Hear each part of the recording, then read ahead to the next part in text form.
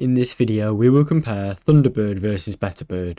Thunderbird is one of the most widely used free email clients, known for its flexibility and robust set of features. Thunderbird supports multiple email accounts, advanced filtering options and powerful search functionality, and integrates with a wide variety of third-party add-ons. It also includes features like calendar integration, message encryption, junk file filter, or Thunderbird is actually popular amongst people who appreciate its customizable options and performance. Though it can feel a bit dated in terms of interface design, most users find its default experience is less polished.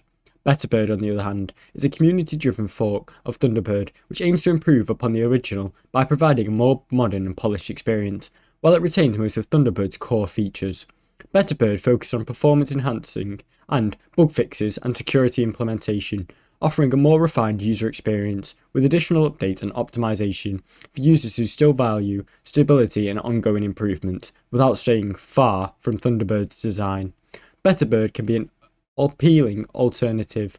The main difference is Betterbird is faster development cycle and minor tweaks, making it feel more up to date and responsive.